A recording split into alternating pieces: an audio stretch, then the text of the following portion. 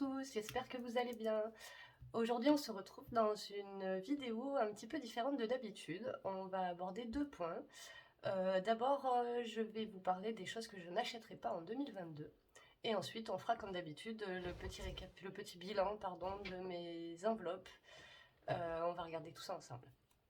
Voilà, donc pourquoi cette vidéo? Parce que déjà, cette année, j'ai décidé de faire attention à mon budget et aussi de faire un petit peu plus attention à la planète. Je pense que ces deux choses peuvent être liées, parce que vous allez le voir, il y a plein de choses que je n'achèterai pas en 2022 qui vont me permettre de faire des économies et qui vont aussi me permettre, à ma petite échelle, de faire un petit peu de bien à la planète. Je pense que chacun, si on fait chacun un petit geste, et ben ça peut que améliorer les choses. Donc voilà, c'est très très loin d'être parfait, ce sera jamais du zéro déchet chez nous. Peut-être un jour, mais pour l'instant on en est très très loin. En tout cas, je pense que chaque petit geste compte, et voilà, on commence petit à petit un chemin vers un peu moins de déchets tout simplement. Donc pour commencer, je vais vous parler des produits ménagers. Je vais essayer en tout cas un maximum de ne plus du tout acheter de produits ménagers pour la maison. Je vais essayer de les faire moi-même. Si ça vous intéresse d'ailleurs, dites-le moi, je pourrais vous mettre des petites recettes et des tutos, on pourra se faire des vidéos tutos si vous avez envie. Je vais faire ma lessive, mon liquide vaisselle. J'ai pas de lave-vaisselle, donc pas de tablette. Je vais essayer de faire mon produit pour les toilettes. Je vais faire un nettoyant multi-usage. Bon, ça, je l'ai déjà depuis très longtemps. Mais vous verrez, c'est très facile. Si ça vous tente, on fera ça ensemble. Donc, un petit nettoyant multi-usage. Je vais faire mes lingettes moi-même aussi. Mes lingettes, vous savez, pour faire la poussière, tout ça. Voilà, donc plus de produits ménagers. Je vais arrêter d'acheter des éponges aussi. Donc je vais acheter une brosse. Euh, une brosse pour la vaisselle qu'on trouve dans beaucoup de magasins bio. Ça réduit énormément les déchets et ça économise beaucoup de sous aussi. Et je vais fabriquer une petite éponge réutilisable. Ça aussi, je pourrais vous faire un petit tuto si vous voulez. On réutilise des anciens habits, en plus ça évite de mettre des vêtements à la poubelle, donc c'est plutôt pas mal. Ensuite, on va passer à la salle de bain. Et déjà, on va arrêter d'acheter des produits en plastique sous la douche. Donc plus de shampoing, plus de gel douche, plus d'après-shampoing, plus de tout ça, là, tout ce bazar qu'on accumule dans la salle de bain et qui sert à rien. On est déjà passé au shampoing solide, au savon solide. Moi j'ai un après-shampoing solide et mon homme a aussi un savon pour la barbe solide. Voilà, donc plus de plastique dans la salle de bain. Pareil, il y a quelques temps déjà, ça c'est déjà quelque chose que je fais depuis un moment, plus de coton démaquillant, plus de lingettes, plus de tout ça. J'ai fabriqué avec du tissu que j'ai récupéré une ancienne robe de chambre en éponge. On peut utiliser des serviettes de toilette, des choses comme ça. J'ai fabriqué des petits carrés, alors chez moi ils sont ronds, mais enfin des petites lingettes démaquillantes que l'on mouille le matin, qu'on peut mettre du savon dessus, on met le produit qu'on veut. Et voilà, on se lave le visage avec ça, c'est parfait et ça passe à la machine à laver. Vous allez voir, voilà, mon petit chat qui nous rend une petite visite. C'est ma petite mimine. Et prochainement, je n'achèterai plus de protection hygiénique. Je vais passer à la culotte menstruelle. Si ça vous intéresse, je vous mettrai... vous me direz, et dans une prochaine vidéo, je pourrai vous les montrer. Je vais les acheter là, donc je vais les recevoir bientôt. Je pourrais vous les montrer et éventuellement vous mettre un lien, tout ça. Voilà, je vous ferai un petit retour d'expérience si vous voulez. Je pense les expérimenter le mois prochain. Voilà pour la salle de bain. Quelque chose d'autre qu'on pourrait peut-être mettre dans la catégorie salle de bain, je sais pas trop. Je ne vais plus acheter ni de maquillage, ni de vernis à ongles. Bonjour Mimine. Alors, il y a une fenêtre au-dessus de sa tête, juste là, c'est pour ça qu'elle se met ici. Elle rêve que je lui ouvre la fenêtre pour aller se balader. Mais quand je suis moi dans la même pièce qu'elle, j'ai un petit peu froid pour pouvoir faire ça. Donc non, elle ira pas se promener tout de suite. Donc je disais, je n'achèterai plus ni maquillage ni vernis à ongles, tout simplement parce que, vous le voyez, je ne me maquille pas. Le vernis à ongles, j'en ai un tas, j'ai eu une grande période où j'adore ça. Et finalement, je me suis rendu compte que ça les abîme, que en plus, ça pue, qu'il faut acheter du dissolvant, il faut avoir des cotons, il faut avoir... Voilà, donc ça me saoule. c'est quelque chose que je ne ferai plus. En plus, ça demande de l'entretien. Moi, j'ai un restaurant. Il faudrait que tous les 2 jours, je prenne le temps de défaire mon vernis, de le refaire. Ça m'agace. Donc voilà, cette année, j'ai décidé, pas de vernis à ongles. Le maquillage, j'ai 2-3 trucs qui traînent si j'ai besoin, si j'ai une soirée ou un rendez-vous très important ou quoi. J'ai toujours un peu de fond de teint et un petit peu de mascara. Voilà, donc s'il faut du maquillage, j'en ai un petit peu. J'en achèterai plus. J'ai toujours été tentée, je suis toujours allée dans ces magasins où il y a plein de choses, dans les Yves Rocher, etc. Et où on a toujours envie, et j'en ai toujours acheté, j'en ai eu beaucoup. Et en fait, je m'en suis jamais vraiment servi. Donc cette année, j'ai décidé, stop, c'est fini, j'arrête. Voilà, ensuite, autre chose que je ne ferai pas cette année, je n'achèterai pas de vêtements neufs. D'abord parce que je viens de faire le tri de ma garde-robe et en toute honnêteté, ce que j'ai dans ma garde-robe est largement suffisant. J'en ai pas des tonnes, mais normalement, je peux faire toute l'année avec ce que j'ai. Si éventuellement il me manque quelques pièces, et ben je l'achèterai en seconde main. Il y a tout un tas de sites où on peut faire ça, notamment Vinted. Il y a plein de sites de seconde main où on peut tout à fait trouver des vêtements tout à fait convenables à très petit prix et surtout pas neufs. Voilà. La seule chose que je continuerai à acheter neuf, c'est mes chaussures, parce que je suis très difficile en chaussures et que j'ai beaucoup de mal à porter des chaussures qui ont déjà la forme d'un pied autre que le mien en fait. Donc ça, les chaussures, voilà. J'achèterai certainement 1 ou 2 paires cette année d'ailleurs. Je n'achèterai pas non plus de déco pour la maison, parce que en fait, plus on a de déco et plus on a de choses à nettoyer, et plus on passe de temps à faire du ménage, et plus on dépense de sous. Et du coup, mon appartement, enfin notre appartement avec mon chéri, il est pas très grand. Et en fait, ben, la déco, elle est déjà faite, on n'a pas besoin d'autre chose. Donc, je vais me retenir de toutes mes forces et je n'achèterai plus de déco. En tout cas, pas cette année, c'est sûr et certain. Jusqu'à ce qu'on arrive, grâce à la méthode des enveloppes, à pouvoir acheter une jolie maison. Et là, dans ce cas, on investira un peu et on se fera une jolie déco. Mais là, voilà, pas de babiole cette année. Sûr, c'est fini, pas de babiole. Et la dernière chose que je n'achèterai pas, c'est un téléphone neuf. D'abord parce que le téléphone, je peux pas vous le montrer, je suis en train de filmer avec, mais mon téléphone, je l'ai acheté, que je dise pas de bêtises, je dirais en juin 2021, donc il est plutôt récent. Et éventuellement, s'il tombait en panne ou quoi que ce soit, je passerai par de l'occasion. Ça devient n'importe quoi ces téléphones.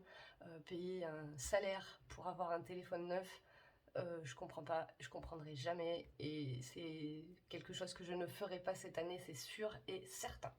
Voilà, surtout que s'il tombe en panne et que je suis obligée d'acheter un modèle un peu moins performant, j'ai un superbe appareil photo numérique que je peux très bien utiliser pour tourner mes vidéos. Donc voilà, pas de nouveau téléphone.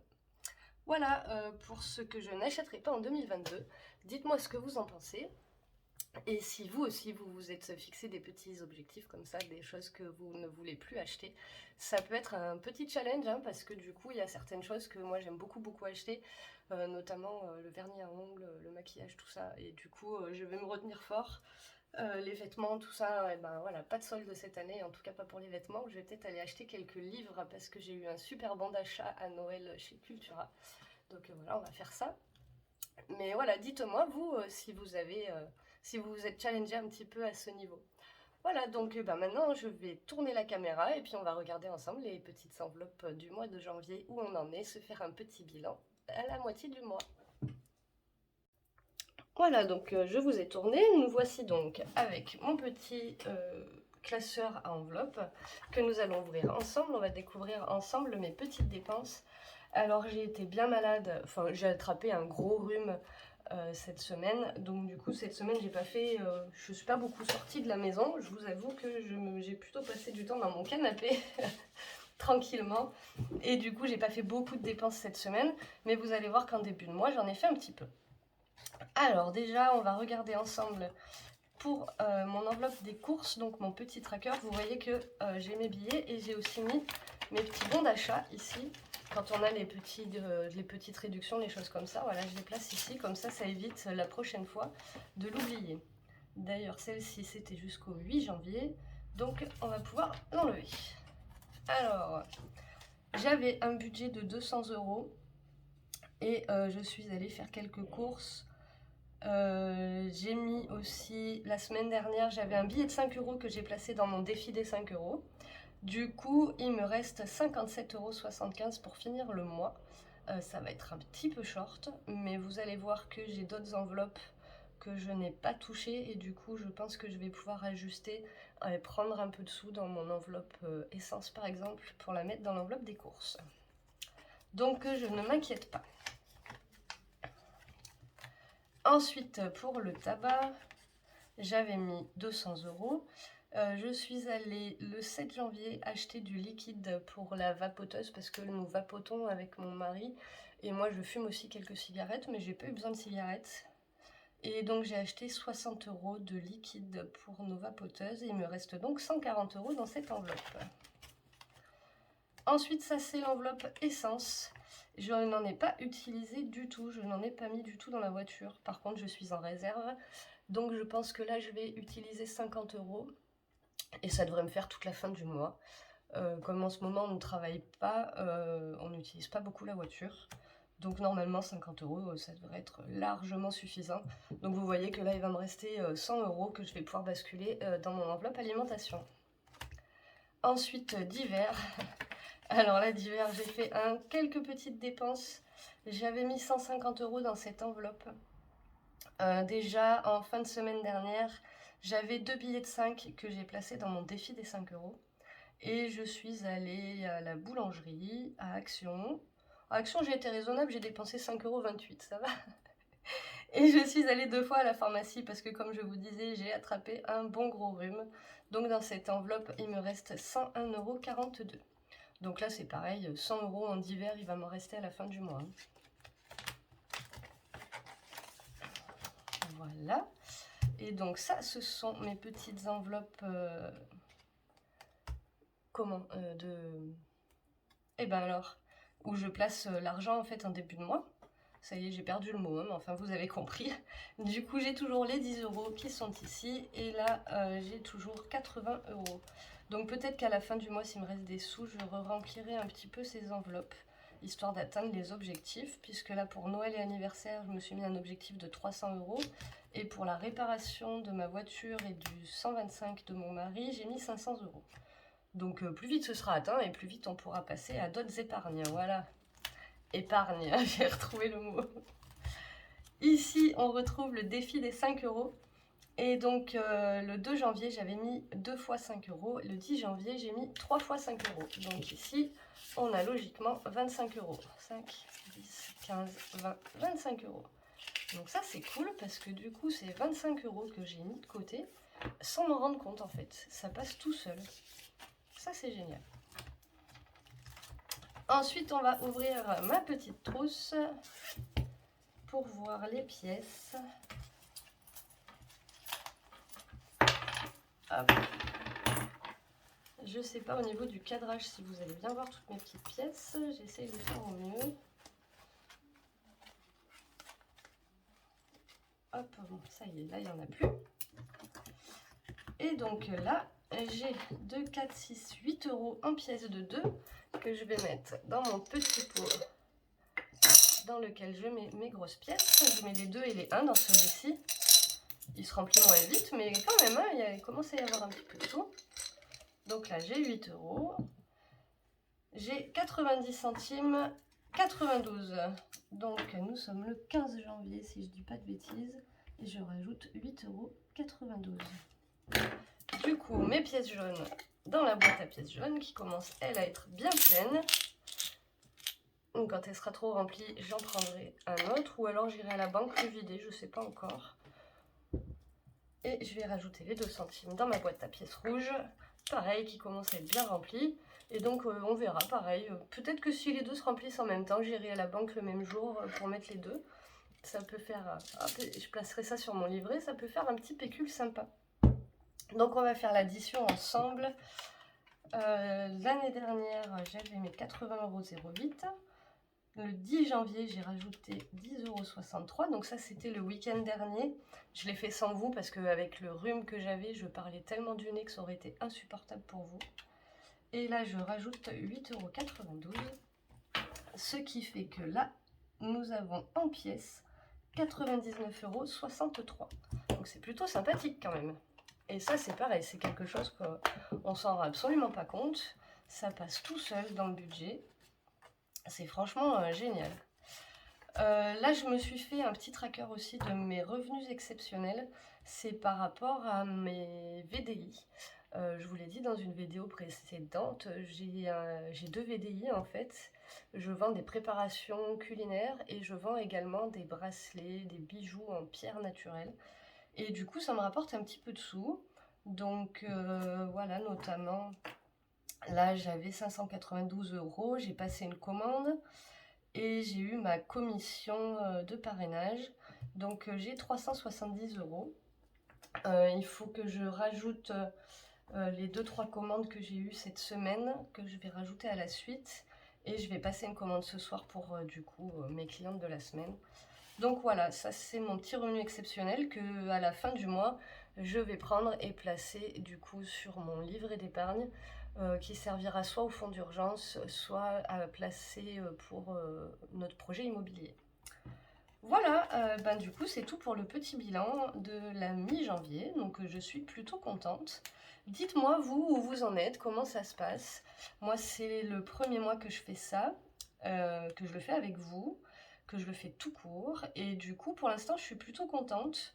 Ce premier mois va me permettre de réaliser aussi combien je dépense réellement, comment il faut que je répartisse un petit peu mieux l'argent dans mes enveloppes. Donc on fera ça tous ensemble à la fin du mois. Je me rappelle plus comment ça tombe, mais enfin le dernier samedi ou dimanche du mois, je vous ferai une vidéo comme ça où on verra ensemble la nouvelle répartition de mes enveloppes. Voilà, bah écoutez, j'espère que cette vidéo vous aura plu. J'espère que pour vous, tout se passe bien, que votre budget se porte bien, que vous arrivez bien à faire vos petites enveloppes, à vous tenir à vos petits objectifs. Dites-moi en commentaire si tout va bien pour vous. Si vous avez des difficultés aussi, venez me voir en commentaire. Cette semaine, j'ai aidé une amie à réaliser son budget. Si vous avez besoin, du coup, n'hésitez pas à venir vers moi. Et voilà, bah, je vous dis à très bientôt et je vous souhaite une bonne fin janvier. Bye bye!